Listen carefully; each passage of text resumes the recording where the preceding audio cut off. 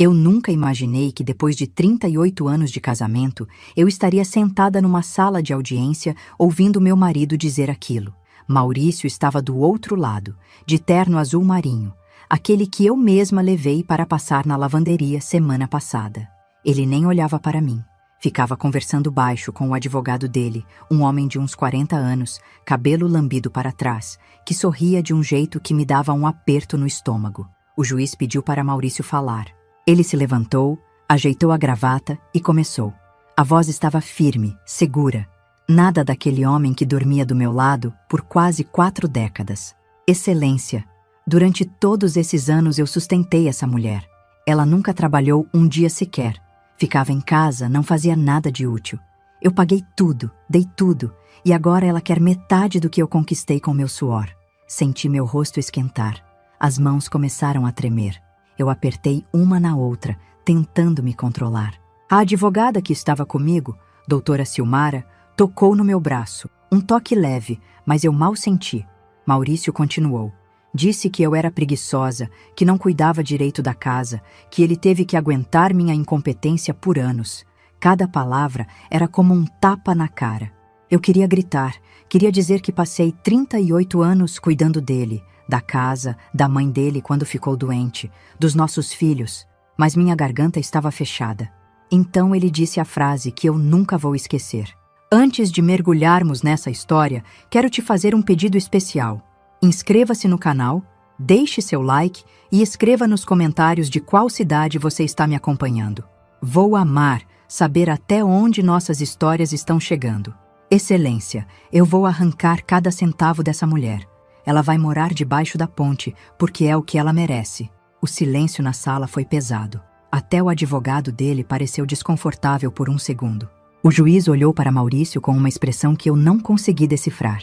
Eu só conseguia ouvir meu coração batendo no ouvido. Maurício se sentou. Olhou para mim pela primeira vez desde que entramos ali. Tinha um sorriso no canto da boca. Um sorriso de quem tinha certeza que já tinha vencido. Eu baixei a cabeça. Não conseguia mais olhar para ele. Não conseguia olhar para ninguém. Senti as lágrimas começarem a descer, mas segurei. Não ia dar a ele o gosto de me ver chorar ali. A audiência terminou pouco depois. O juiz marcou uma nova data e dispensou todo mundo. Saí daquela sala com as pernas bambas. Doutora Silmara falou alguma coisa comigo no corredor, mas eu não registrei nada. Só queria sair dali. Quando passei pela porta, ouvi a risada do Maurício. Ele estava conversando com o advogado dele perto da escada. Escutei ele dizer, viu como ela ficou? Nem reagiu. Vai ser mais fácil do que eu pensei. Os dois riram. Aquele som me perseguiu até o estacionamento. Entrei no carro. Um Palio velho de 2006 que era meu, o único bem que estava no meu nome. E finalmente deixei as lágrimas caírem. Chorei até não ter mais força. Chorei pelos 38 anos que eu achava que tinha vivido um casamento de verdade. Chorei pela mulher que eu tinha sido e que agora parecia não valer nada. Quando consegui me acalmar um pouco, limpei o rosto e dirigi até em casa. Nossa casa. Aquela casa grande na Vila Mariana que eu escolhi, que eu decorei, que eu cuidei por todos esses anos e que agora Maurício queria tirar de mim. As coisas não estavam sempre desse jeito. Eu ficava pensando nisso enquanto dirigia. Maurício foi um bom marido durante muito tempo. Não era perfeito, claro, mas a gente se dava bem. Ele trabalhava na firma de engenharia do pai dele. Eu cuidava da casa e dos meninos, Tiago e Rodrigo, meus filhos. Eles estavam longe agora. Tiago morava em Curitiba, trabalhava numa empresa de tecnologia. Rodrigo tinha ido para Portugal fazer mestrado e acabou ficando por lá. Casou com uma portuguesa. A gente conversava pelo telefone, mas eram aquelas conversas rápidas, corridas. Eles tinham a vida deles. Faz uns 2 anos que eu comecei a notar a mudança no Maurício. No começo eram coisas pequenas. Ele chegava mais tarde do trabalho. Parou de me contar sobre o dia dele. Quando eu perguntava alguma coisa, ele respondia de qualquer jeito com irritação. Depois começou a ficar pior. Ele falava comigo como se eu fosse empregada. Mandava eu fazer as coisas, reclamava de tudo. A comida estava sem sal, ou com sal demais. A casa estava bagunçada, mesmo eu passando o dia inteiro limpando. Minha roupa estava feia, meu cabelo estava feio, eu estava engordando. Eu tentava fazer tudo do jeito que ele queria, mas nunca estava bom. Comecei a me sentir pequena, incapaz. Será que eu tinha passado a vida toda fazendo tudo errado e ninguém nunca tinha me falado? Maurício começou a sair mais. Dizia que era trabalho, jantares com clientes, reuniões que atrasavam. Eu acreditava. Por que não acreditaria? A gente era casado há mais de 35 anos. Então ele começou a esconder as coisas de mim. Os extratos do banco, ele guardava tudo no escritório dele com chave. Quando eu perguntava sobre dinheiro, ele dizia que eu não entendia nada de finanças, que era melhor eu não me meter. Eu deixava quieto. Sempre deixei ele cuidar dessas coisas mesmo. Um dia, faz uns 8 meses, eu estava procurando um documento da casa e pedi para ele abrir o escritório. Ele ficou nervoso, disse que eu era intrometida, que não confiava nele. A gente brigou feio. Foi a primeira vez em anos que eu levantei a voz para ele. Depois daquela briga, ele ficou uma semana sem falar comigo direito. Dormia virado para o outro lado da cama, saía cedo, chegava tarde. Eu pedi desculpas, mesmo sem saber direito por quê. Só queria a paz de volta. As coisas melhoraram um pouco, mas ele continuou diferente. Frio, distante. Teve uma época que ele reformou o escritório dele, colocou uma fechadura eletrônica, daquelas que abrem com senha. Disse que era porque tinha documentos importantes da empresa lá dentro. Eu percebi que ele começou a se arrumar mais. Comprava roupa nova, usava perfumes que eu nunca tinha visto. O cabelo estava sempre cortado, a barba feita. Eu comentei, achando que ia agradar. Disse que ele estava bonito, mais jovem. Ele olhou para mim com desprezo. Pelo menos um de nós dois se cuida, foi o que respondeu. Aquilo doeu. Doeu de um jeito que eu não esperava. Comecei a me olhar no espelho e só via defeitos. O cabelo grisalho, as rugas ao redor dos olhos, a barriga que ficou depois que eu tive os meninos e nunca mais saiu. Eu estava com 62 anos, mas naquele momento me senti como se tivesse 100. Tentei conversar com ele algumas vezes. Perguntei se estava tudo bem, se tinha alguma coisa errada entre a gente. Ele sempre desconversava. Dizia que eu era dramática, que estava inventando problema onde não tinha. Até que um dia ele chegou em casa e falou que queria o divórcio. Foi no meio de um jantar. Eu tinha feito uma lasanha, aquela que ele sempre gostou. Ele mal tocou no prato, ficou mexendo no celular o tempo todo. Quando terminou de comer o pouco que comeu, ele empurrou o prato e soltou. Edileuza, eu quero me separar. Simples assim, como quem fala que quer trocar de carro. Eu fiquei paralisada. O garfo caiu da minha mão e bateu no prato fazendo um barulho seco. O quê? Foi tudo que consegui falar. A gente já não tem mais nada em comum. Eu preciso seguir minha vida. Você precisa seguir a sua. Mas, Maurício, a gente é casado há 38 anos. Exatamente. Já deu o que tinha que dar. Ele se levantou e foi para o quarto. Eu fiquei sentada na mesa da cozinha, sozinha, olhando para aquela lasanha que ninguém quis comer. Nos dias seguintes, ele foi frio. Dormia no quarto de hóspedes. Mal falava comigo. Disse que ia procurar um advogado e que eu devia procurar um também. Eu não entendia.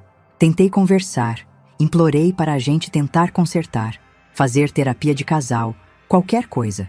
Ele disse que não tinha conserto. Disse que estava cansado de mim, da minha cara, da minha voz, de tudo. Liguei para os meninos. Tiago disse que pai estava estressado com o trabalho, que ia passar. Rodrigo falou a mesma coisa. Nenhum dos dois pareceu muito preocupado. Será que eles sabiam de alguma coisa que eu não sabia?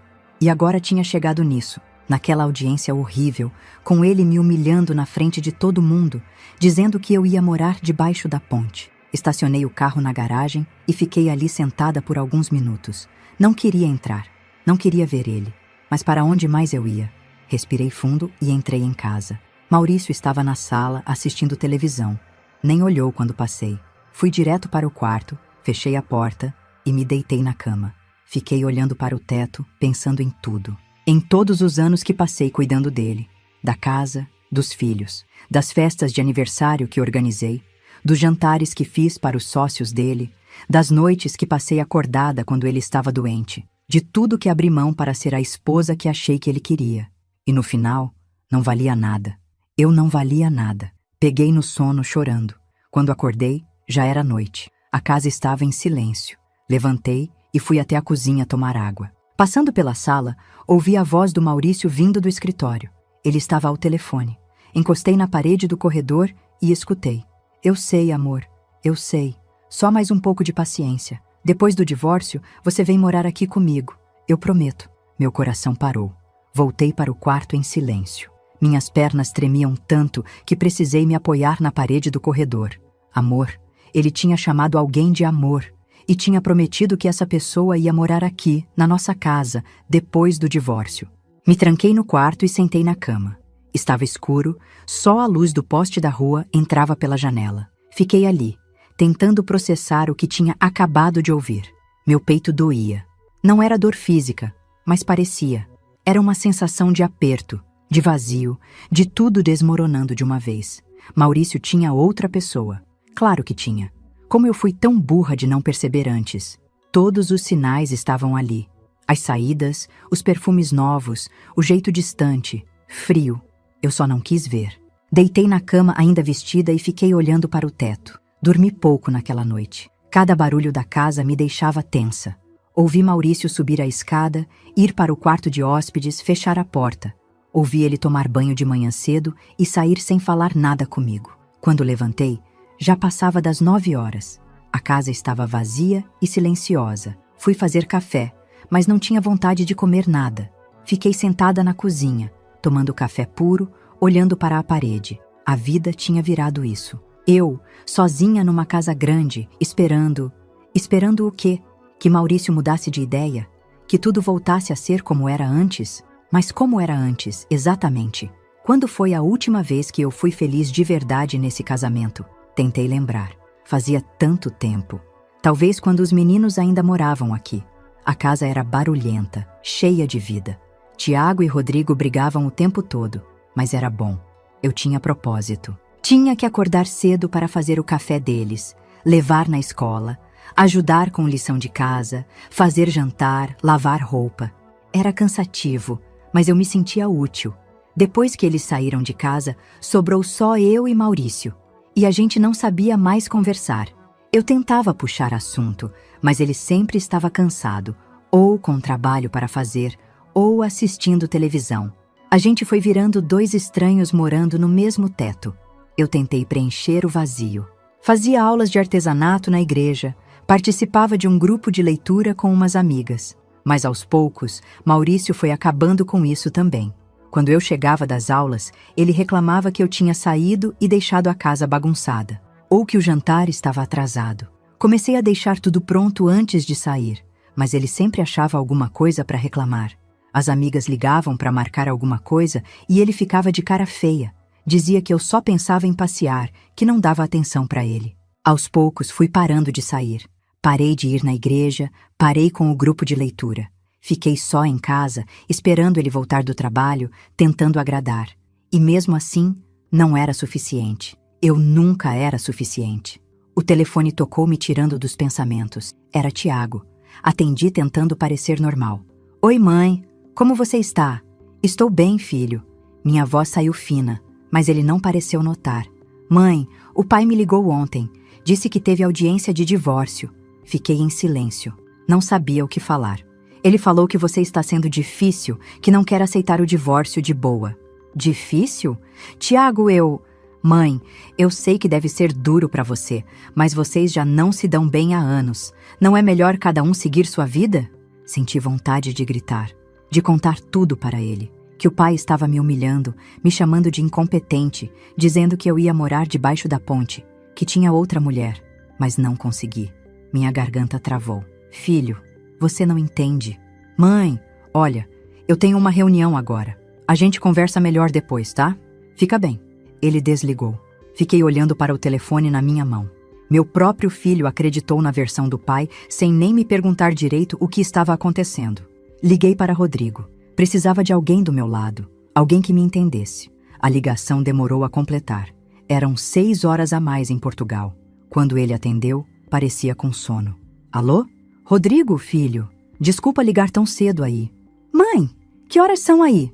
Ouvi ele se mexendo, provavelmente olhando o relógio. Tá tudo bem? Filho, eu precisava falar com você. Contei sobre a audiência, sobre as coisas que Maurício disse. Rodrigo ficou quieto ouvindo. Mãe, o pai está estressado. Divórcio é difícil para todo mundo. Mas, filho, você não ouviu o que eu falei? Ele disse que eu vou morar debaixo da ponte. Ah, mãe, Ele deve ter exagerado na raiva. Você sabe como o pai é quando fica nervoso. Rodrigo, olha, mãe, eu acho que vocês dois precisam sentar e conversar com calma. Resolver isso de um jeito maduro, sabe? Sem advogado, sem briga, vocês são adultos. Ele não estava entendendo. Ou não queria entender. A Clara está me chamando aqui, mãe. A gente conversa mais tarde, tá? Desligou.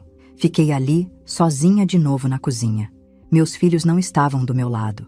Maurício tinha conseguido convencer eles de que eu era o problema.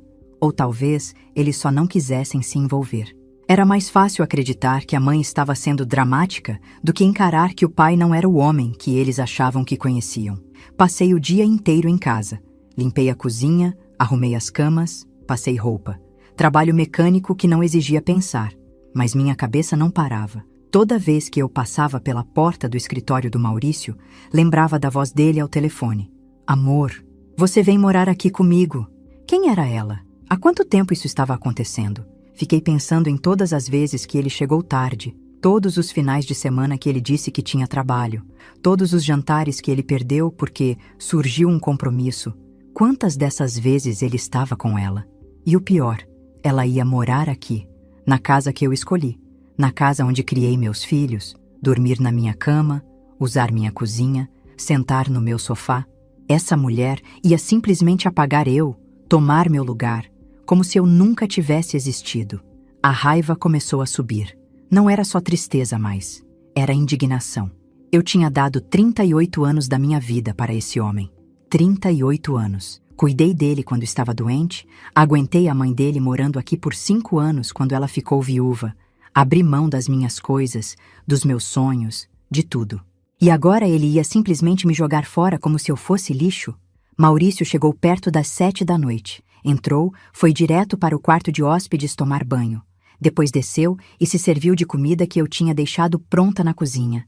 Nem falou comigo. Comeu em silêncio, olhando para o celular com um sorrisinho no rosto. Eu estava na sala, fingindo assistir televisão. Mas meus olhos estavam nele, observando cada movimento. Ele estava diferente, mais leve, feliz até. Provavelmente tinha falado com ela hoje. Quando terminou de comer, ele lavou o prato, coisa que nunca fazia, e foi para o escritório.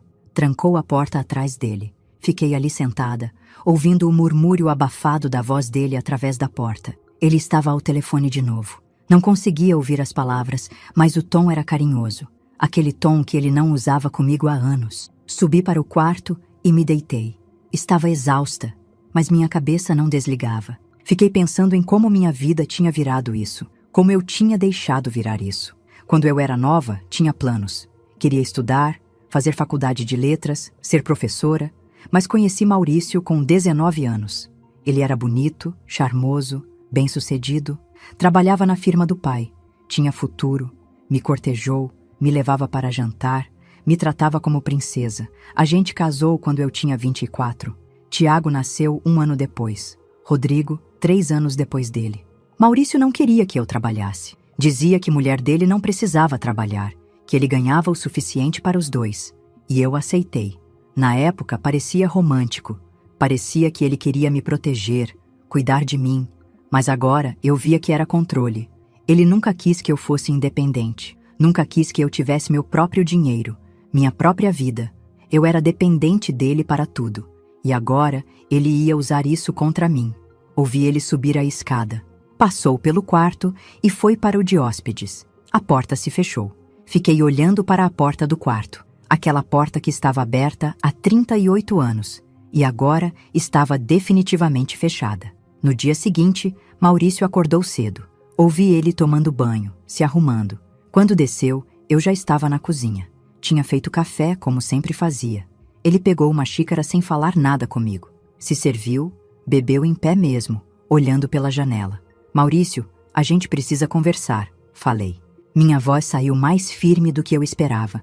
Ele se virou para mim com aquela cara de deboche. Conversar sobre o quê? Sobre isso tudo. Sobre o divórcio. Sobre... Não tem nada para conversar, Edileuza. Eu já falei tudo o que tinha para falar. Meu advogado vai resolver o resto. Mas a casa, as coisas, a gente precisa... A casa vai ficar comigo. Você vai receber uma pensão pequena, até você se virar. E pronto. Maurício, Essa casa foi comprada com dinheiro da minha herança também. Quando meu pai morreu, prova. Você tem prova de que aquele dinheiro foi usado para comprar essa casa? Ele me olhou com desprezo. Você nem sabe quanto custou essa casa, Edileuza. Você nunca soube de nada. Sempre deixou tudo para mim resolver. Ele estava certo. Eu não tinha documentos, não tinha provas. Eu confiava nele. Burra, burra, burra. Você tem até o fim do mês para arranjar um lugar para morar. Depois disso, eu quero você fora daqui. Mas o juiz não decidiu isso ainda. Não precisa juiz para você entender que não é mais bem-vinda nessa casa. Ele colocou a xícara na pia e saiu. Ouvi o carro saindo da garagem. Fiquei parada ali na cozinha, tremendo. Fim do mês. Faltavam 15 dias. Onde eu ia morar? Não tinha dinheiro meu. A conta do banco estava no nome dele. Eu tinha um cartão de crédito, mas era adicional do dele. Ele podia cancelar quando quisesse. Eu não tinha nada. Era exatamente o que ele queria. Sentei na mesa da cozinha e coloquei a cabeça entre as mãos. Estava perdida. Completamente perdida. A campainha tocou. Levantei, limpei o rosto rapidamente e fui atender. Era uma mulher que eu não conhecia. Devia ter uns 50 e poucos anos. Cabelo curto, roupa simples. Ela sorriu para mim com cuidado. Dona Edileuza? Sou eu. Meu nome é Dalva. Eu trabalhei aqui na sua casa por 15 anos. Dalva. Claro. A empregada. Maurício tinha mandado ela embora fazia uns 6 meses. Eu nem participei da decisão. Ele simplesmente chegou um dia e disse que tinha dispensado ela, que não precisava mais. Dalva, entre, por favor. Ela entrou, mas parecia nervosa. Ficamos na sala. Ofereci café, mas ela recusou. Dona Edileuza, eu vim aqui porque eu preciso te contar uma coisa. Alguma coisa que eu devia ter contado há muito tempo. Meu coração disparou. O que foi? Dalva respirou fundo. É sobre o seu marido. E sobre o motivo dele ter me mandado embora. E foi aí que ela me contou tudo. Aproveitando esse momento, peço que você se inscreva no canal, curta o vídeo e me conte aqui nos comentários de qual cidade está assistindo. Seu apoio e sua mensagem me dão força para continuar compartilhando mais relatos com você. Eu estava sentada na cozinha, olhando para uma xícara de café que tinha esfriado faz tempo, quando a campainha tocou. Eram 3 horas da tarde de uma quarta-feira. Maurício tinha saído de manhã cedo. Nem me olhou. Apenas bateu a porta como sempre fazia ultimamente. Fui até a porta meio devagar. Meu corpo andava pesado, como se cada passo custasse um esforço que eu mal conseguia fazer. Quando abri, levei um susto. Era Dalva. Dalva tinha trabalhado aqui em casa durante 15 anos. Conhecia cada canto desta casa melhor do que eu mesma. Foi ela quem me ajudou quando os meninos eram pequenos. Foi ela quem ficou do meu lado quando minha mãe morreu. Foi ela quem segurou minha mão quando descobri que não podia ter mais filhos depois do segundo parto complicado. Dalva não era só empregada, era família. Mas fazia 6 meses que Maurício tinha dispensado ela. Assim, do nada. Chegou um dia e disse que não precisávamos mais de empregada, que era desperdício de dinheiro, que eu podia cuidar da casa sozinha. Eu tentei argumentar. Falei que Dalva estava conosco havia tanto tempo, que ela dependia daquele salário. Maurício me olhou com aquele desprezo que eu tinha aprendido a reconhecer e disse que se eu queria tanto bancar a empregada dos outros, podia tirar do meu próprio bolso. Só que eu não tinha bolso. Nunca tive. Tudo sempre foi dele. Dalva saiu naquele dia e eu chorei escondida. Tentei ligar para ela algumas vezes depois, mas meu celular tinha sido trocado por Maurício por um mais simples, e eu tinha perdido todos os contatos. Quando pedi o número dela de volta, ele disse que tinha apagado, que eu precisava parar de viver no passado. E agora ela estava ali, na minha porta, depois de 6 meses. Ela estava diferente, mais magra, com olheiras fundas, mas tinha algo nos olhos dela que eu não conseguia decifrar. Não era raiva, era outra coisa. Dona Edileuza, ela disse, e a voz saiu meio embargada. Eu preciso falar com a senhora. Eu deixei ela entrar. Fomos para a cozinha, o mesmo lugar onde a gente tinha tomado tantos cafés juntas ao longo desses 15 anos. Ofereci café fresco, mas ela negou com a cabeça. Estava nervosa, mexendo nas mãos, olhando para os lados como se tivesse medo de que alguém aparecesse. Ele não está? Ela perguntou. Maurício saiu. Não sei que horas volta. Dalva respirou fundo. Puxou a cadeira e sentou. mas ficou na beirada, tensa. Dona Edileuza, eu não dormi direito esses 6 meses, ela começou. Eu fiquei pensando se devia vir aqui, se devia contar, se era da minha conta, mas não deu mais. Eu não consigo ficar quieta sabendo do que eu sei.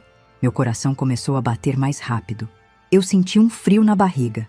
Saber do que, Dalva? Ela olhou para mim e vi os olhos dela marejarem. O doutor Maurício me mandou embora porque eu vi coisas que não devia. Eu vi, Dona Edileuza. Vi tudo. Ver o quê? Dalva limpou os olhos com as costas da mão. A mulher, ela vinha aqui. Muitas vezes. Eu fiquei paralisada. Acho que uma parte de mim já sabia, mas ouvir aquilo em voz alta era diferente. Era real. Que mulher? Consegui perguntar, embora minha voz tivesse saído fraca. O nome dela é Karina. Ela é da academia dele. Tem 30 e poucos anos. Loira, alta, aquele tipo que ele sempre olhava na rua e eu via a senhora fingindo que não percebia. Cada palavra era como um soco. Eu queria que ela parasse, mas ao mesmo tempo precisava ouvir. Ela vinha quando a senhora saía para visitar sua irmã, lembra? Todo mês a senhora ia passar uns dias lá em Ribeirão, cuidar dela depois da cirurgia. Maurício ficava aqui sozinho, só que não ficava. Eu lembrava. Minha irmã tinha operado a vesícula fazia 2 anos e depois teve complicações. Fiquei uns 4 meses indo lá todo fim de semana. Às vezes ficava a semana toda. Maurício dizia que estava tudo bem, que eu ficasse tranquila, que ele se virava. Eu chegava aqui de manhã e encontrava sinais, Dalva continuou. 2 taças de vinho na pia, batom em xícara, perfume de mulher na sala. No começo eu limpava e não falava nada. Achava que não era problema meu. Mas um dia eu cheguei mais cedo porque tinha pegado carona e eles estavam aqui. Aqui onde? Na sala, no sofá. Eu senti uma onda de náusea. Eles não me viram entrar. Eu vi eles rindo, bebendo, ele passando a mão no cabelo dela. Ouvi ele falar que logo ia se livrar de você, que só estava esperando o momento certo. As lágrimas começaram a descer sem controle. Eu não conseguia parar. Depois disso eu fiquei prestando mais atenção. Dalva disse, a voz tremendo. Comecei a perceber que não era só atração, Dona Edileuza. Era planejamento. Eles conversavam sobre o futuro, sobre a casa, sobre como ele ia conseguir ficar com tudo. Como você sabe disso? Dalva olhou para mim com uma mistura de vergonha e determinação. Eu gravei, Dona Edileuza. Gravou? No meu celular. Eu sei que não devia. Eu sei que foi errado, mas alguma coisa me dizia que a senhora precisava saber. Eu gravei conversas, gravei eles juntos. Gravei ele falando mal da senhora, rindo da senhora. Ela tirou o celular da bolsa e colocou em cima da mesa. Um aparelho velho, com a tela meio riscada. Está tudo aqui. Horas de gravação. 2 anos de mentira. Eu olhei para aquele celular como se ele fosse uma bomba. Por que você está me mostrando isso agora? Porque eu fiquei sabendo do divórcio. Uma conhecida minha trabalha no fórum. Ela me contou que o doutor Maurício estava pedindo tudo, que estava dizendo que a senhora não prestava, que a senhora tinha que sair sem nada. E eu não aguentei, Dona Edileuza. A senhora foi a única patroa que me tratou como gente nesses 25 anos que eu trabalho em casa de família. A senhora me deu dinheiro quando meu filho ficou doente, lembra? Pagou o hospital dele, me emprestou para a entrada da minha casa. Nunca me humilhou, nunca me xingou. E eu vou ficar quieta vendo esse homem destruir a senhora? Não vou. Eu não conseguia parar de chorar. Peguei a mão de Dalva e apertei.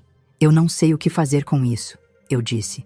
A senhora leva para um advogado de verdade, não aquele advogado frouxo que o doutor Maurício indicou para a senhora. Um advogado que defenda a senhora de verdade. Mas isso é legal? Usar essas gravações? Eu não sei, Dona Edileuza, mas sei que a verdade está aqui. E a senhora merece que a verdade apareça. Ficamos em silêncio por um tempo. Eu olhava para aquele celular e sentia medo. Medo de ouvir o que tinha ali dentro. Medo de enfrentar Maurício. Medo de tudo mudar. Mas também sentia outra coisa. Pela primeira vez em muito tempo, sentia que talvez eu não estivesse completamente sozinha. Que talvez houvesse um caminho. Tem uma coisa que eu preciso que a senhora veja, Dalva disse mexendo no celular. Só uma, para a senhora entender. Ela apertou o play. Era um vídeo tremido, filmado de longe, provavelmente de algum lugar escondido. Eu reconheci a sala da minha casa. Maurício estava no sofá com uma mulher loira. Ela estava no colo dele. Eles bebiam vinho. A voz dele estava alta. Ele ria. Você vai ver, amor. Daqui a pouco a gente se livra dela. E essa casa é nossa. Ela não vai ter coragem de brigar. É mansa demais. Burra demais. A mulher riu. Você tem certeza? E se ela pedir advogado? Ela mal sabe assinar o nome dela, Karina. Passou a vida inteira em casa, cuidando de criança, fazendo comida. Não entende nada de lei, nada de dinheiro, nada de nada. Vai aceitar o que eu oferecer e ainda vai agradecer. Eles riram juntos. Dalva pausou o vídeo. Eu estava tremendo. Não de tristeza, de raiva. Uma raiva que eu nunca tinha sentido antes na vida. Tem mais? Eu perguntei, a voz saindo diferente, mais firme. Tem muito mais. Horas, conversas piores que essa. Posso ficar com esse celular? É seu, dona Edileuza. Eu comprei outro. Esse eu guardei só por causa disso. É seu. Eu peguei o celular e segurei forte. Olhei para Dalva. Obrigada. Obrigada por não ter me abandonado. A senhora nunca me abandonou, dona Edileuza. Eu não ia abandonar a senhora. Dalva ficou mais um pouco. A gente conversou sobre coisas pequenas, sobre a vida dela, sobre como estava difícil arrumar trabalho fixo. Eu prometi que ia ajudar assim que pudesse. E ia mesmo. Quando ela foi embora, fiquei sozinha na cozinha, segurando aquele celular velho.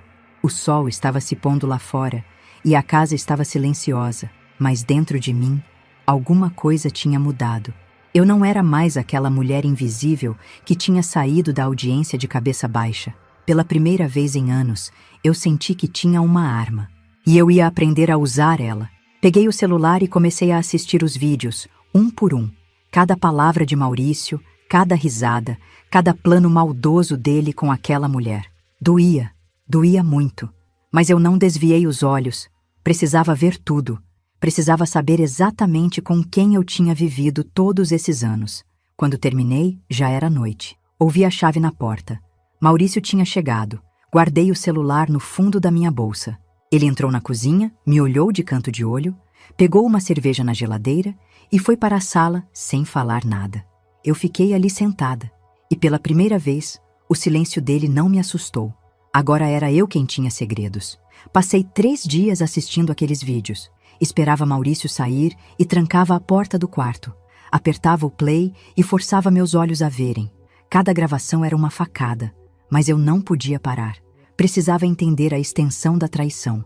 Tinha vídeo dele com Karina no quarto de hóspedes, na cozinha, no escritório. Eles andavam pela minha casa como se fosse deles. Ela experimentava meus vestidos, ria da minha aparência em fotos antigas. Maurício abria minhas gavetas, mostrava cartas que minha mãe tinha me escrito antes de morrer. Lia em voz alta, imitando a letra trêmula dela. Eles riam. Teve uma noite que eu quase quebrei o celular de tanta raiva, mas não quebrei. Guardei, porque aquilo ali não era só dor, era poder. No 4º dia, procurei advogada, mas não a doutora Silmara que Maurício tinha indicado, aquela mulher apática que mal olhava para mim nas reuniões e sempre concordava com tudo que o advogado dele dizia. Pedi indicação para a Dalva, que conhecia gente no fórum. Ela me deu 3 nomes. Escolhi a doutora Helena Rodrigues. O escritório dela ficava num prédio simples no centro, nada luxuoso, mas limpo, organizado. A recepcionista me ofereceu café e me tratou com educação, coisa que não acontecia no escritório da doutora Silmara, onde a secretária me olhava como se eu fosse um estorvo. Doutora Helena era uma mulher de uns 50 anos, cabelo curto grisalho, óculos de armação vermelha, mãos firmes. Me cumprimentou olhando nos meus olhos. A senhora é a Edileuza? Sou. Senta aqui. Me conta tudo desde o começo. E eu contei. 38 anos de casamento. Os filhos que moravam longe. Maurício mudando nos últimos 2 anos. A frieza, o isolamento, a audiência, as acusações, a ameaça dele de que eu ia morar debaixo da ponte. Doutora Helena anotava tudo, mas de vez em quando parava e me olhava. Não com pena, com atenção. E a senhora tem alguma prova do que está me dizendo? Ela perguntou quando terminei. Tirei o celular da Dalva da bolsa e coloquei na mesa. Tenho isso aqui. Mostrei alguns vídeos. Ela assistiu em silêncio, a expressão ficando cada vez mais séria. Quando terminou, ela tirou os óculos e limpou devagar. Edileuza, posso te chamar assim? Pode. Você sabe que essas gravações são ouro, né? Provam adultério, provam planejamento premeditado para te prejudicar no divórcio, provam difamação. O juiz vai pirar quando ver isso. Mas pode usar? É legal? No contexto de divórcio, como prova de adultério e má-fé, sim. Principalmente porque quem gravou foi uma terceira pessoa que presenciou os fatos no ambiente de trabalho dela. Não foi grampo telefônico, não foi invasão de privacidade, foi testemunho documentado. Senti um alívio enorme. Então eu posso processar ele? Você não só pode, como deve. Mas a gente vai fazer isso direito, com estratégia. Estratégia como? Doutora Helena se inclinou para a frente. Edileuza, o erro de muita mulher na sua situação é chegar mostrando as cartas logo de cara. Maurício acha que você está quebrada, que não tem defesa, que vai aceitar qualquer migalha. A gente precisa deixar ele continuar achando isso. Não entendi. A gente não mostra esses vídeos agora. Deixa ele e o advogado dele se sentirem confiantes, acharem que estão ganhando. Na próxima audiência, eles vão chegar cheios de si, vão repetir as acusações, vão tentar te humilhar de novo. E aí, bem na hora certa, a gente solta as provas. O impacto vai ser muito maior. Eu nunca tinha pensado assim. Sempre fui direta demais para jogos, mas alguma coisa naquilo fazia sentido. E enquanto isso, a gente precisa investigar a situação financeira do casamento de vocês. Ela continuou. Patrimônio, bens, contas, tudo. Porque eu tenho certeza que tem coisa escondida aí. Maurício sempre cuidou de tudo. Eu não entendo nada de banco, de papel. Você vai aprender. E eu vou te ajudar. Cadê os documentos da casa? Comprovantes de renda? Extratos? Maurício guarda tudo no escritório dele. Tem uma gaveta trancada. Você tem chave? Não. A casa ainda é de vocês dois? É. Então você tem direito de estar em qualquer cômodo dela, inclusive no escritório. Precisa arrumar um jeito de abrir essa gaveta. Aquilo me deu um frio na barriga. Mexer nas coisas de Maurício sempre foi proibido. Uma vez, anos atrás, eu tinha procurado um documento que precisava e abri a gaveta do escritório dele. Maurício chegou em casa e gritou tanto que os vizinhos bateram na porta preocupados. Desde então, nunca mais encostei nada dele. Eu tenho medo, admiti. Eu sei. Mas Edileuza, você quer sua vida de volta ou não? Engoli seco. Queria. Pela primeira vez em muito tempo, eu queria. Vou tentar. Não tenta. Faz. Acha um chaveiro, manda fazer uma cópia da chave, espera ele sair e procura tudo. Tira foto de cada papel, me manda por e-mail. A gente precisa saber exatamente o que tem aí. Saí daquele escritório diferente de como tinha entrado. Doutora Helena me deu o celular dela, disse para ligar qualquer hora, de dia ou de noite, se eu precisasse. Me tratou como gente, como alguém que merecia ser defendida. Na volta para casa, parei numa chavaria pequena. O homem era velho, não fez perguntas. Mostrei a chave de casa e pedi uma cópia. Ele fez em 5 minutos. Cheguei em casa e Maurício não estava. Fui direto para o escritório. Minha mão tremia quando coloquei a chave na fechadura da gaveta. Girei devagar. Abriu. Dentro tinha pastas. Muitas pastas. Comecei a olhar. Eram documentos da casa, do carro, das contas de banco. Mas tinha uma pasta separada, com etiqueta escrita à mão. Partilha. Abri. Era um planejamento detalhado de como Maurício ia dividir os bens no divórcio. Ou melhor, de como ia ficar com tudo. Tinha cálculos, anotações, conversas impressas com o advogado dele. Tinha até um e-mail onde Maurício escrevia: preciso garantir que ela saia sem nada. Mulher que nunca trabalhou não merece metade. Fiquei olhando aquilo sem acreditar. Comecei a tirar foto de tudo com o celular que Dalva tinha me dado, página por página. E então achei outra coisa. Era uma escritura antiga, da casa. Eu nunca tinha visto aquele documento. Comecei a ler. A casa tinha sido comprada 23 anos atrás, no valor de R$200 mil, mas o dinheiro da entrada tinha vindo de uma conta conjunta. E nessa conta tinha um depósito grande, de R$120 mil, feito 2 meses antes da compra. Olhei a origem do depósito. Estava escrito: transferência, espólio José Firmino Braga. José Firmino Braga era meu pai. Meu pai tinha morrido 23 anos atrás. Tinha deixado uma herança pequena para mim e para minha irmã. Na época, Maurício disse que ia investir minha parte, que ia fazer render. Eu confiei. Nunca perguntei mais nada. E agora eu estava vendo que ele tinha usado o dinheiro da minha herança para dar entrada na nossa casa. A casa que ele queria tomar de mim. A casa que ele dizia que era só dele. Sentei na cadeira do escritório e chorei.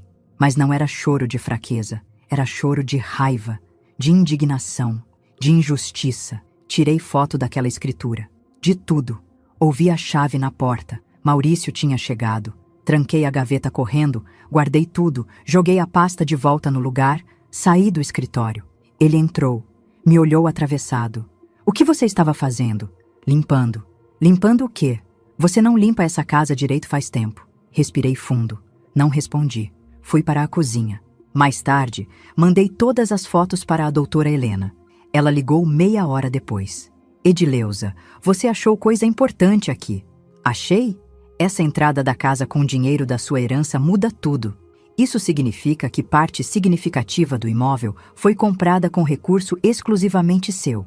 No divórcio, você tem direito não só à meação, mas a ressarcimento pela sua contribuição desproporcional. Maurício tá ferrado. Senti um sorriso aparecer no meu rosto. Fazia tempo que eu não sorria. O que eu faço agora? Agora você não faz nada. Continua do jeito que está, quietinha.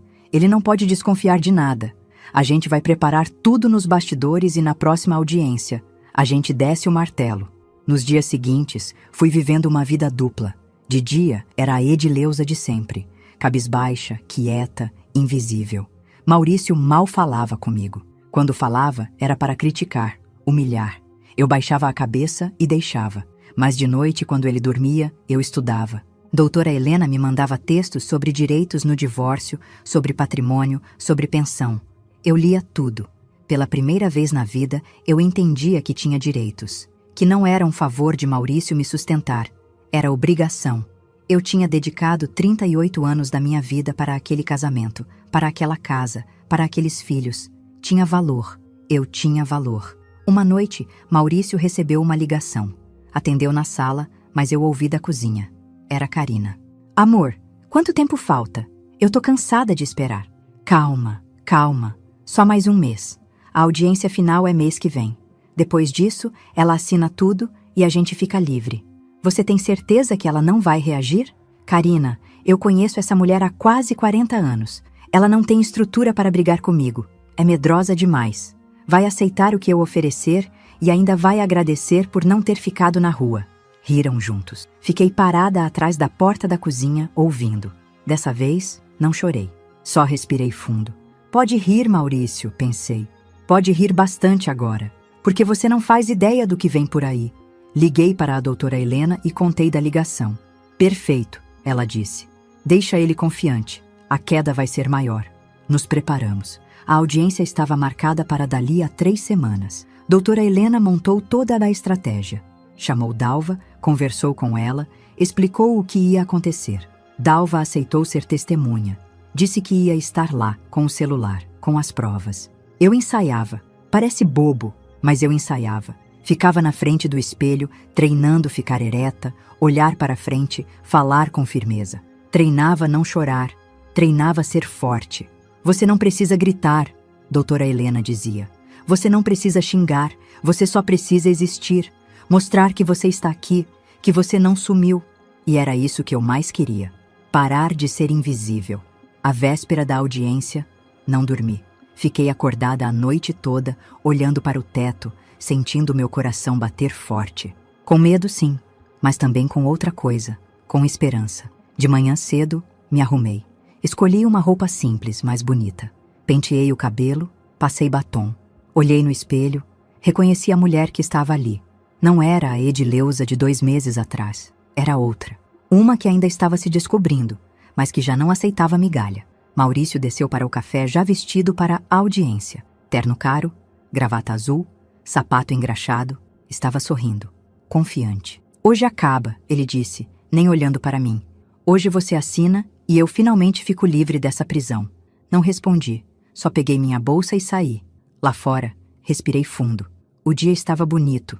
Sol de outono, céu limpo. Vamos ver quem vai ficar livre, Maurício, pensei. Vamos ver. A sala de audiências estava gelada. Ar-condicionado muito alto. Aquele frio artificial que te faz tremer mesmo quando não está com medo. Mas eu estava com medo. Muito medo. Minhas mãos suavam. Meu coração batia tão rápido que eu achava que todo mundo conseguia ouvir.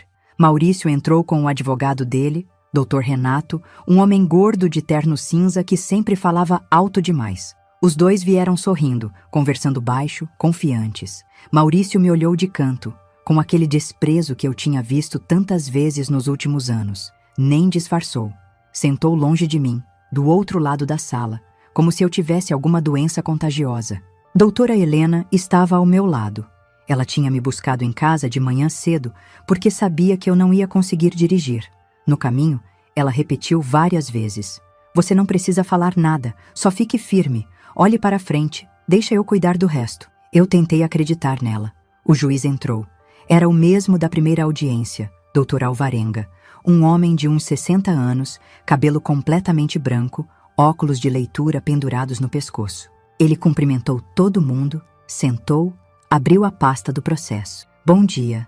Vamos dar continuidade à audiência de divórcio do casal Edileuza Braga e Maurício Braga. Dr. Renato, o senhor gostaria de começar?" O advogado de Maurício levantou, ajeitou o paletó. Começou a falar com aquela voz impostada, teatral. "Excelência, como já ficou claro na audiência anterior, meu cliente busca apenas o que é justo. A senhora Edileuza, durante todo o casamento, não contribuiu financeiramente para a construção do patrimônio. Viveu sustentada pelo esforço do meu cliente, que trabalhou incansavelmente para prover o lar. Agora, no divórcio, ela pretende se aproveitar, ficar com metade de tudo sem nunca ter contribuído com nada." Senti meu rosto esquentar.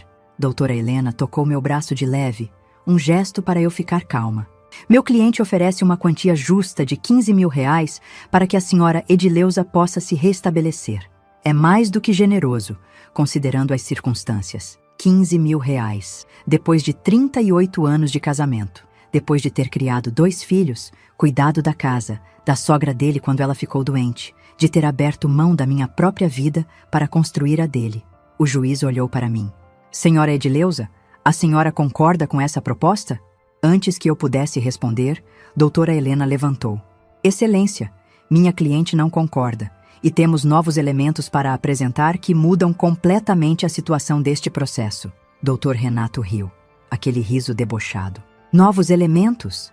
A senhora chegou no caso há quanto tempo, doutora?" 2 meses? Está tentando ganhar tempo?" Doutora Helena não se abalou. "Não estou tentando ganhar tempo. Estou apresentando provas. Provas de adultério, de má-fé, de planejamento para lesar minha cliente." Maurício se remexeu na cadeira. Vi a primeira rachadura na confiança dele. O juiz franziu a testa. "Que tipo de provas?" "Tenho aqui gravações feitas por testemunha que trabalhou na residência do casal. Gravações que mostram o senhor Maurício em situação de adultério dentro da casa conjugal, bem como conversas onde ele planeja deliberadamente prejudicar minha cliente na partilha de bens." Dr. Renato bateu a mão na mesa. "Isso é inadmissível. Gravações clandestinas não têm valor probatório." "Não são clandestinas", doutora Helena respondeu calma. "São testemunhos documentados por terceira pessoa no exercício de suas funções, perfeitamente admissíveis em processo de divórcio para comprovação de adultério." O juiz olhou para Maurício, depois para mim, depois para a doutora Helena. "Apresente as provas." Doutora Helena fez um sinal. A porta da sala abriu. Dalva entrou. Eu vi o rosto de Maurício mudar completamente. Ficou branco. Os olhos arregalaram. Ele olhou para o advogado dele, que também parecia perdido. Dalva andou até a frente segurando o celular. Estava nervosa. Eu via pela forma como respirava, mas manteve a cabeça erguida. O juiz pediu que ela se identificasse. "Dalva Conceição Santos. Trabalhei como empregada doméstica na casa do casal durante 15 anos. Fui dispensada pelo Sr. Maurício há 6 meses. E a senhora tem algo a declarar?"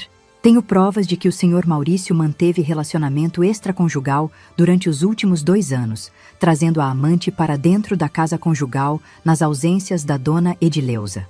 Também tenho gravações de conversas onde ele planeja deixar a esposa sem nada no divórcio." Dr. Renato tentou se levantar, mas o juiz fez um gesto para que ele permanecesse sentado. "Vamos ver essas gravações." Dalva passou o celular para o oficial de justiça, que conectou num notebook. A tela foi projetada na parede. O primeiro vídeo começou. Reconheci a sala da minha casa imediatamente. Maurício estava no sofá, Aquele sofá bege que eu tinha escolhido há 10 anos. Tinha uma mulher loira sentada no colo dele, Karina. Eles bebiam vinho, riam alto. As mãos dele passeavam pelo corpo dela sem nenhum pudor. A voz de Maurício saiu alta, clara. Você vai ver, amor. Daqui a pouco a gente se livra dela e essa casa é nossa. Ela não vai ter coragem de brigar. É mansa demais, burra demais. A mulher riu e perguntou: Você tem certeza? E se ela pedir advogado? Ela mal sabe assinar o nome dela, Karina. Passou a vida inteira em casa, cuidando de criança, fazendo comida. Não entende nada de lei, nada de dinheiro, nada de nada. Vai aceitar o que eu oferecer e ainda vai agradecer. Eles riram juntos. O vídeo pausou. O silêncio na sala era absoluto. Olhei para Maurício. Ele estava encolhido na cadeira, o rosto vermelho. Não conseguia olhar para ninguém. O juiz tirou os óculos, limpou devagar, colocou de volta. Tem mais? Tem, Excelência, doutora Helena respondeu. Várias horas de gravação, mas tenho um vídeo específico que gostaria de mostrar. Outro vídeo começou. Mesmo cenário, mas dessa vez Maurício estava sozinho ao telefone. Eu reconheci a data no canto da tela. Era de 3 meses atrás, pouco antes dele pedir o divórcio. A voz dele saía firme. Renato, preciso garantir que ela saia sem nada. Mulher que nunca trabalhou não merece metade. Você falou que dá para fazer isso. Falou ou não falou? Uma voz do outro lado, provavelmente do advogado dele. Dá sim. A gente alega que ela não contribuiu, que você construiu tudo sozinho. Com um juiz mais tradicional, a gente consegue. Ótimo. Porque eu não vou dividir com ela o que eu construí. Ela que vá morar com a irmã ou debaixo da ponte, não me importa. O vídeo acabou. O juiz olhou para Dr. Renato com uma expressão que eu nunca tinha visto antes. Raiva. Raiva pura.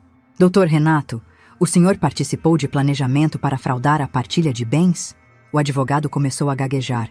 Excelência, Isso foi tirado de contexto? Eu não... Silêncio.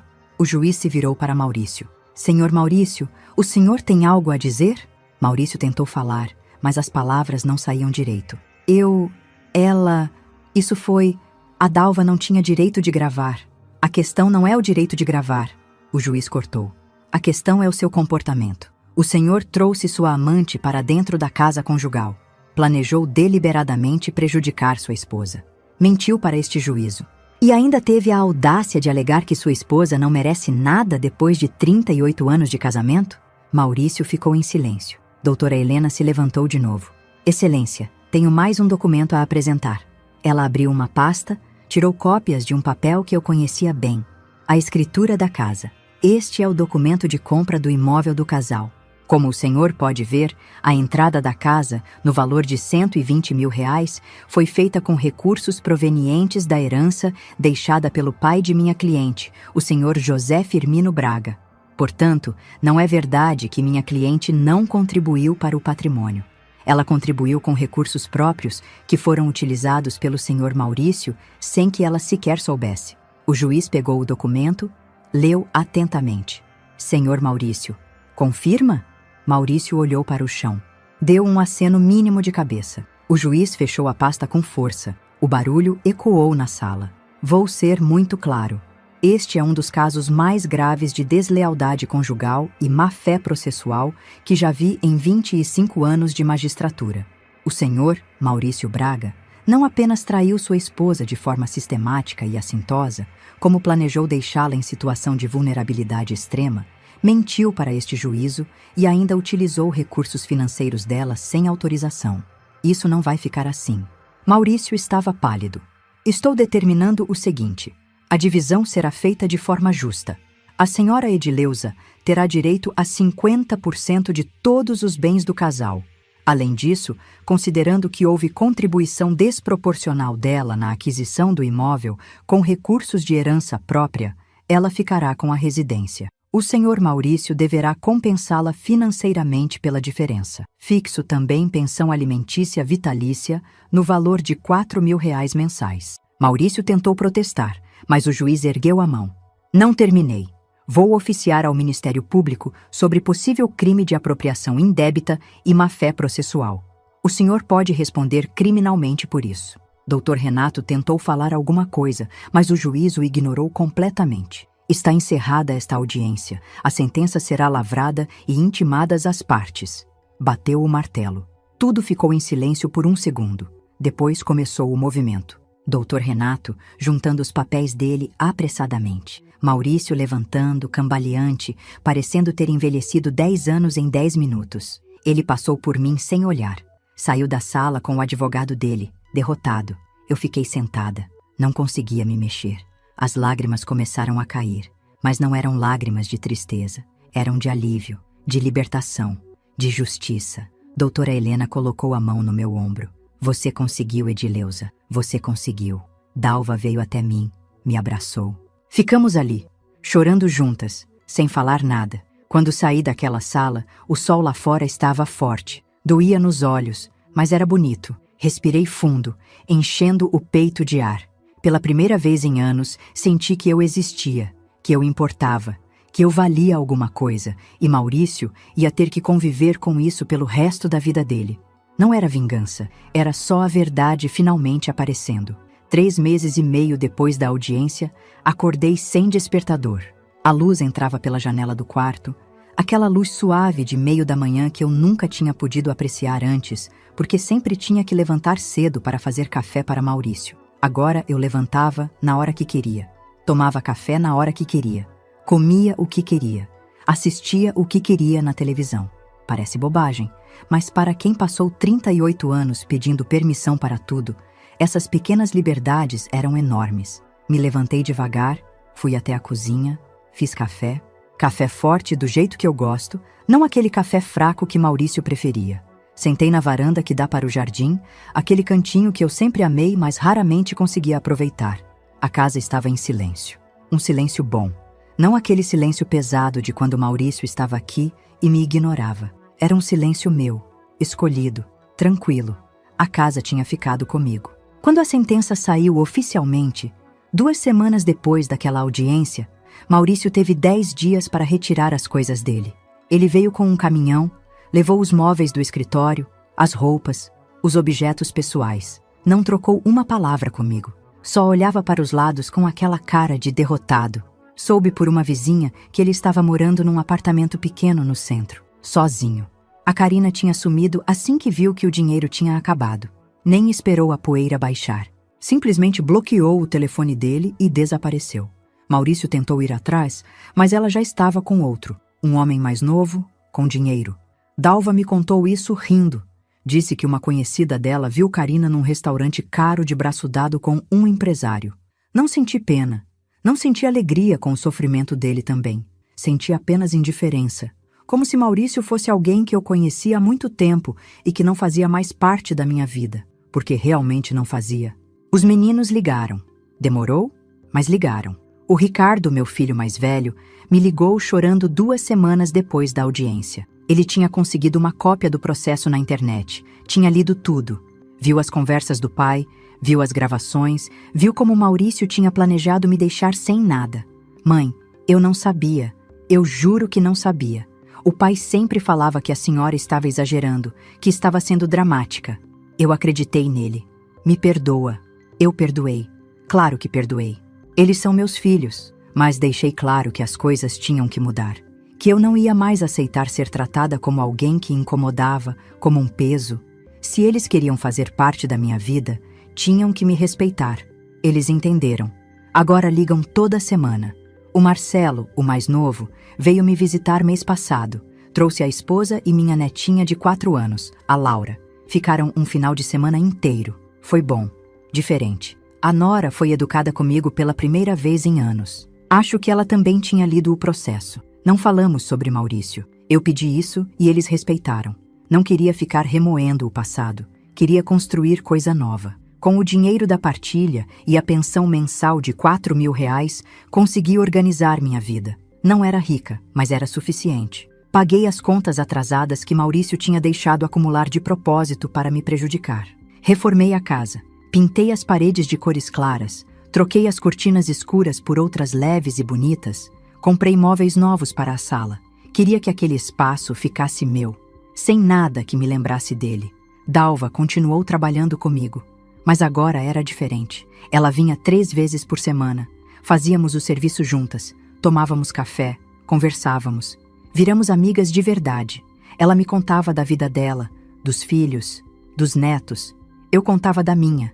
Ríamos juntas. Às vezes chorávamos juntas também. Foi Dalva quem sugeriu que eu voltasse a pintar. Eu pintava quando era jovem, antes de casar. Aquarelas, paisagens, flores, coisas simples. Maurício sempre achou bobagem. Disse que era perda de tempo, que eu tinha coisas mais importantes para fazer. Parei. Mas agora não tinha ninguém para dizer que era bobagem. Comprei tintas, pincéis, telas. Montei um cantinho no quarto de hóspedes só para pintar. Comecei devagar, meio enferrujada. As primeiras pinturas saíram ruins, mas eu não liguei. Não era sobre ser boa. Era sobre fazer o que eu gostava. Pintei o jardim. Pintei a varanda. Pintei a Dalva sentada na cozinha tomando café. Pintei a Laura, minha neta, brincando no quintal. Pintei memórias boas e deixei as ruins de lado. Conheci gente nova. A Dalva me levou na igreja dela num domingo. Fazia anos que eu não ia em missa. Maurício não gostava, dizia que era papo de gente atrasada. Fui com medo de me sentir deslocada. Mas fui. As mulheres de lá me receberam bem. Tinha um grupo que se reunia toda quinta à tarde para tomar café e conversar. Me convidaram. Fui. Eram mulheres da minha idade. A maioria viúvas ou divorciadas também. Conversávamos sobre tudo. Filhos, netos, saúde, televisão, receitas, vida. Não falei muito sobre o divórcio nas primeiras vezes, mas um dia uma delas, a dona Cláudia, contou a história dela. O marido tinha largado ela depois de 40 anos de casamento por uma mulher mais nova. Ela ficou destruída, pensou em desistir de tudo, mas recomeçou. Agora tinha uma vida boa, tranquila, era feliz sozinha. A gente acha que precisa de homem para existir, ela disse, mas não precisa. A gente só precisa da gente mesma. Aquilo mexeu comigo. Percebi que era verdade. Passei a vida inteira achando que sem Maurício eu não era nada, que precisava dele para ter valor, para ter propósito, mas estava errada. Eu tinha valor sozinha. Sempre tive. Só não conseguia enxergar. Adotei uma cadela. Fui no abrigo de animais sem planejar muito, só para olhar. Tinha uma vira-lata lá, média, marrom com branco, meio caída de orelha, olhos tristes. A moça do abrigo disse que ela tinha sido abandonada pela dona anterior porque ficou velha. Tinha 9 anos. Olhei para aquela cachorra e me vi. Abandonada porque ficou velha. Descartada. Achei que ninguém mais queria. Levei ela para casa. Chamei de Mel. Ela dormia aos pés da minha cama. Me seguia pela casa. Ficava no meu colo quando eu pintava. Não me julgava. Não me ignorava. Só ficava ali, presente, fiel. Era boa companhia. Comecei a sair sozinha. Ia no mercado, na feira, na praça. No começo dava medo. Maurício nunca deixava eu dirigir sozinha para lugares longe. Dizia que eu era distraída demais, que ia bater o carro. Passei anos acreditando nisso. Mas não era verdade. Eu dirigia bem. Ia e voltava sem problema nenhum. Uma tarde fui ao cinema sozinha. Comprei pipoca, sentei na poltrona, assisti um filme que eu escolhi. Não foi estranho. Foi libertador. Não estava procurando namorado. Várias pessoas perguntavam, achavam que eu ia querer conhecer alguém, recomeçar. Mas eu não queria. Queria conhecer a mim mesma primeiro. Queria aprender a ficar sozinha sem me sentir solitária. E estava conseguindo. Às vezes, à noite, quando ficava na varanda olhando as estrelas, pensava em tudo que tinha acontecido. A traição, a humilhação, a audiência, a virada. Não me arrependi de ter lutado. Não me arrependi de ter aceito a ajuda da Dalva, de ter procurado a doutora Helena, de ter mostrado as provas. Algumas amigas do grupo da igreja acharam que eu tinha sido vingativa, que tinha exposto Maurício demais. Mas não era vingança, era justiça. Era eu, simplesmente existindo, me recusando a desaparecer. Maurício tentou ligar algumas vezes no começo. Eu nunca atendi. Ele mandou mensagens pedindo para conversar, dizendo que podíamos ser civilizados. Bloqueei o número. Não tinha nada para falar com ele. Ele era passado. Eu era presente. Uma tarde, a Laura estava aqui brincando no jardim enquanto eu pintava na varanda. Ela correu até mim, subiu no meu colo, me abraçou forte. Vovó, você é feliz? A pergunta me pegou de surpresa. Olhei para ela, para aqueles olhos de criança que ainda enxergam o mundo de forma simples e direta. Sou, meu amor. Agora sou. Então tá bom, ela disse, e saiu correndo de volta para as bonecas. E era verdade. Eu era feliz, não da forma que imaginei que seria quando casei com 24 anos, achando que amor e casamento eram garantia de felicidade eterna. Mas era uma felicidade diferente, mais tranquila, mais real. Era a felicidade de acordar sem medo, de falar sem pedir permissão, de existir sem se desculpar. Peguei o pincel e voltei para a tela. Estava pintando um pôr do sol. Laranja, vermelho, roxo. Cores fortes, vivas. A mel veio deitar aos meus pés. O vento bateu de leve, trazendo o cheiro de jasmim do jardim. Olhei ao redor. Minha casa, minha vida, minhas escolhas. Sorri sozinha. Depois de 62 anos, finalmente tinha aprendido a coisa mais importante. Eu não precisava de ninguém para me completar. Eu já estava completa. Sempre estive. Só precisava me dar permissão para ver isso. Sou profundamente grata por você ter me ouvido até o final. Convido você a fazer parte da nossa família. Inscreva-se no canal, deixe seu like e me conte de qual cidade está me acompanhando. Vou adorar saber.